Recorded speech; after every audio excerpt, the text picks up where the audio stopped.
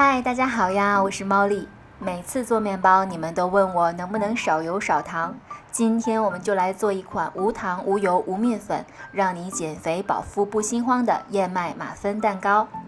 这款蛋糕制作起来非常的容易，只要把所有的材料放到搅拌机里就可以完成，材料完全不需要沾到手。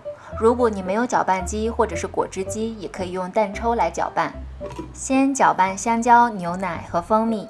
这3种材料搅拌好后，就加入燕麦。我用的是即食燕麦片，你也可以直接使用燕麦粉。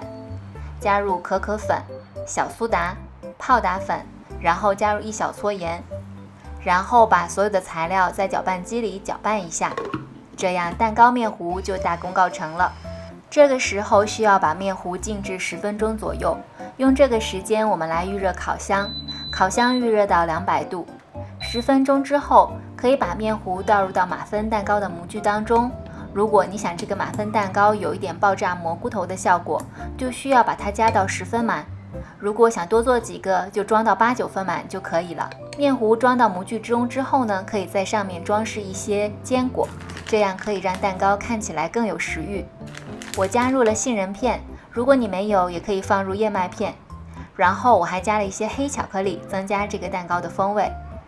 这个时候烤箱也已经预热好了，我们把烤盘放入到烤箱里面，温度调节到170度，烤至25分钟。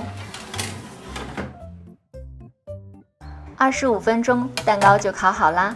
我们可以看一下，这个蛋糕膨胀得很不错。用一根牙签插到蛋糕的底部，如果没有粘住面糊，就说明已经烤熟了。把蛋糕放在晾晒架上，晾凉到室温就可以吃啦。掰开蛋糕看一看，内部的组织真的是太棒了。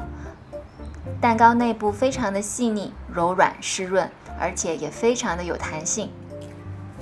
蛋糕一次吃不完，可以用锡纸把它包裹起来，然后放在密封袋中，放入冰箱冷冻，这样可以最大程度的保持蛋糕的新鲜程度。等到想要吃的时候，就把它拿出来，去掉包装，放到微波炉或者是烤箱里加热一下就可以吃了，味道和刚烤出来的是一样的美味。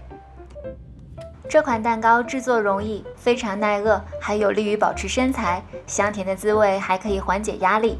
如果你学会了，就给猫莉点个赞。谢谢大家的收看，我是猫莉，祝大家做蛋糕成功啊！我们下个视频再见啦，拜拜。